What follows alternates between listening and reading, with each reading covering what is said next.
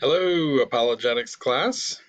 I'm just checking in with you. Wanted to give you a weekly review of everything I've had you been studying this week. I pray that you guys had a good spring break, that you got a little relaxation, and that you're right back to it this week. So, uh, the big topic of the week is the authority of Scripture. And I'm going to go over some of the notes, of course, but obviously this topic is huge. Literally every other topic we study hinges on the authority of Scripture. And so uh, this is one that we really need to spend some time on to really understand how to defend our view of Scripture, how to defend our trust in Scripture, and how to explain to other people what it really means as a believer to put our hope and faith and real trust in Scripture.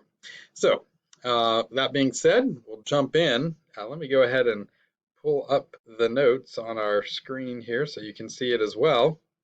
Um, with this topic, just as I was reviewing, it comes up all the time.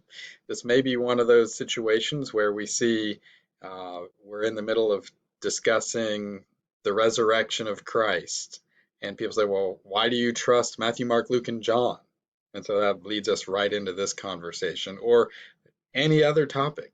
As soon as we turn to Scripture, quoting it, referring to it, we may get questions and may need to jump to this topic first, defend our foundation first. So, going through this, we're up against different ideas. Some people may be totally, absolutely ignorant about Scripture. They may have no sense of what Christians really believe. They might have, in our culture, most people do have some sense of the Christian view of Scripture.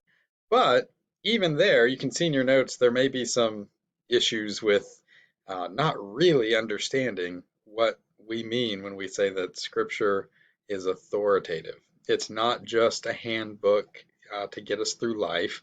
So we may need to make some clarifications right off the bat. Uh, and when people come in with their own assumptions about what we believe, we've seen that in video after video this year. You guys have made those comments in class about, I don't think he really understands what we believe. And so when people make assumptions about our view of Scripture, we need to make sure that we clarify that and correct it as much as we can. So the Bible's not just an interesting ancient document. It's not just on the same par with other religious books like the Quran or the Book of Mormon. We're going to spend some time looking at those. That's a whole nother section coming up. Um, but those are some of the areas that people do have a sense of the Bible.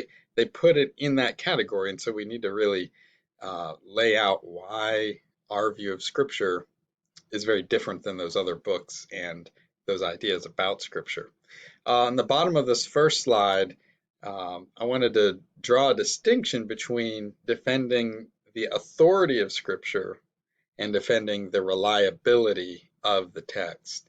And so, in fact, the video I had you watch this week, the first part of that Bible on Trial series, was dealing with the reliability of the text. And so you did an assignment on the three different tests, the bibliographical test, the internal evidence, the external evidence. Can we rely on Scripture as a document? Is it accurate? Has it been changed over time? Is it trustworthy? That's all dealing with the reliability of the text.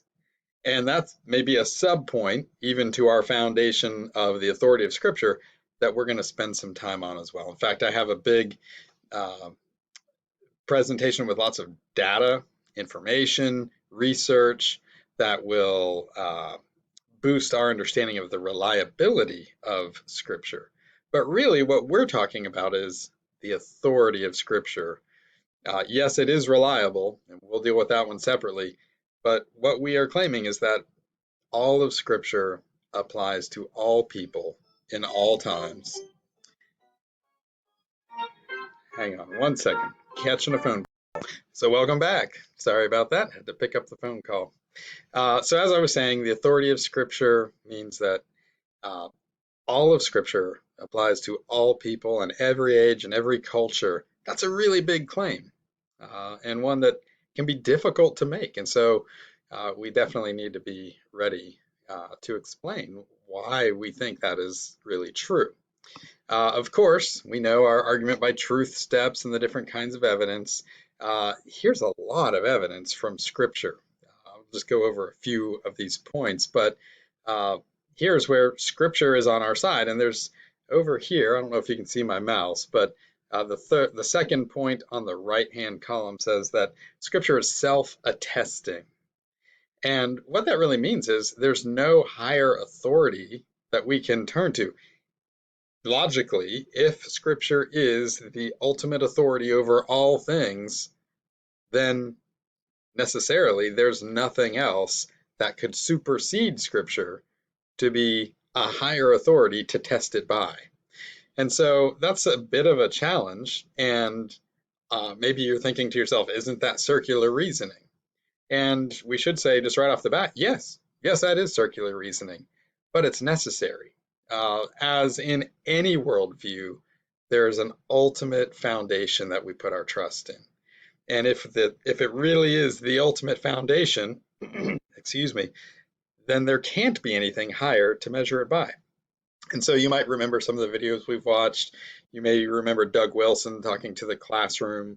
I believe it was at Columbia University in New York, and he says, you know, you ask me as a Christian, when I open my Bible, where does it find its authority? And I point to the Bible, and he says that's circular reasoning. But the rationalist does the same thing. They give a reason, and he says, well, what's the authority for your reason? And so they point to more reasons for their trust in human reason. So everyone at some point has this ultimate trust built into their worldview. The question is that foundation trustworthy? And coming as Scripture is inspired by God, it's His word. It doesn't start with man. That gives us a real reason to accept it as the ultimate authority because it supersedes humanity itself, coming directly from God through inspiration through those human authors. So, that being said, that's really the real meat of the problem for us. But Scripture does speak a lot about this issue that God's word is authoritative, it's inspired, it's authoritative. Our first memory verse of the school year is from 2 Timothy 3:16. All Scripture is inspired by God and is profitable, right? It's useful, it's applicable. And so we see right there, Second Peter is another great passage in passage 1, chapter 1, verses 20 and 21, that mentions that, Scripture is not open to man's interpretation because it comes from God. It's His word about man. And so it's not just my interpretation of Scripture that matters. What we should always be asking when we look at Scripture and what we should point other people to see is this isn't just my ideas about it, but what does God say about us? What does God say about all of life in Scripture? Of course, there's many other points we could point to here. Claims that you must believe in God's word in order to know the real truth. That's made all throughout Scripture. He's promised to preserve His word throughout all generations.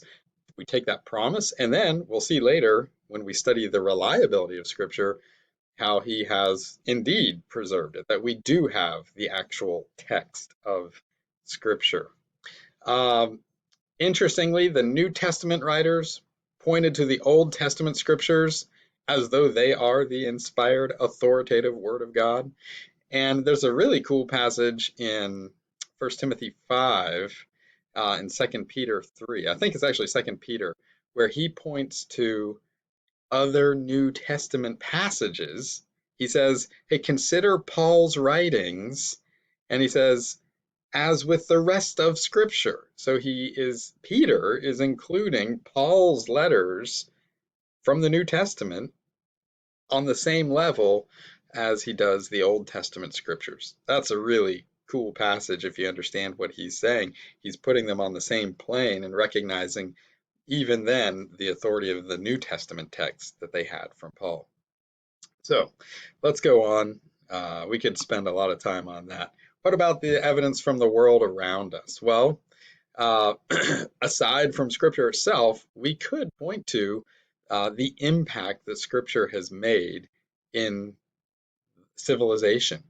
And you just look at a globe and you look at all of the developed areas of the world where peace and prosperity have been growing and spreading, has primarily been places where the Bible has not just been read and produced, but even implemented, where people sought to build their societies around the truths of Scripture.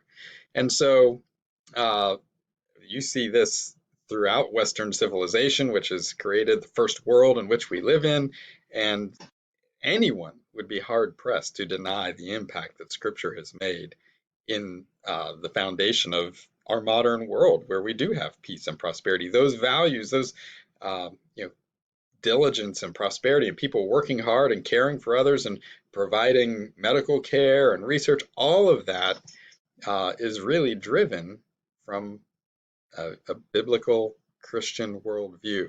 Sadly, you hear people like Bill Nye claiming quite the opposite, saying that, well, if you're a Christian, if you believe in the Bible, then you're anti progress. Nothing could be further from the truth. We need to highlight that. We'll talk about the preservation of the text of Scripture throughout the ages. We'll do that a lot later. Here's the three tests: the bibliographical information, internal evidence, external evidence. Those tests, that's all helpful evidence from the world around us. And then personal experience, right? And this one's, it's going to be hard in a class to really explain what this means about the personal experience. But anytime we're giving that evidence, we want to connect one to one with somebody and say, here's what Scripture does in my life, right? When I'm struggling with loneliness, I find God's word is helpful, that He is one who never forsakes us, He's one who never leaves us. We find it gives us a sense of what is really true love in human relationships. We don't have to find out what some website tells us human relationships should be like. We turn to the source of love to know what real love looks like. Those are all ways where we can express personally what Scripture means to us. Without it, human life wouldn't make any sense at all, right? Without God informing us about what human relationships should be like, we would just be lost trying to figure it out for ourselves, which sadly, a lot of kids. All right. Second interruption. I had to get the dog out of the room. She started going nuts. She's fierce. So the personal experience, we always need to connect and say, how does this make a difference in my life? Without a foundation from Scripture, then we're left to leaning on some other finite source of wisdom and knowledge. Well, let's go on. Just talk about these briefly in the last minute or so. The argument by folly, I'll let you go through this material, but we always want to be digging out those foundations. What is the unbeliever really saying when they say the Bible contradicts itself? Ask for examples, right? Use the Columbo tactic there to dig in and say, tell me more, right? Get them to explain themselves further and further. There's some examples in the bottom of the screen of some of the passages they might turn to, but really all those ever really add up to is maybe they just don't understand the passage. They certainly may not understand the context. The James and Galatians issue is a great example of that. They'll make a claim the Bible contradicts history. Again, ask for examples. Get them to tell you, well, where do you find inconsistencies between what the Bible says happened in the world and what history says happens in the world? And yet again, ask for that. How do they really know that history itself is trustworthy? That's what you want to be looking for. The Bible is not God's word, for it was written by men. Obviously, people wrote it. That gives us more opportunity to explain the doctrine of inspiration. But again, we want to ask them, well, how do they know how it was written and who wrote it and when and why? So same is true with all of these arguments by folly. I'll let you study that, but catch up with you next time.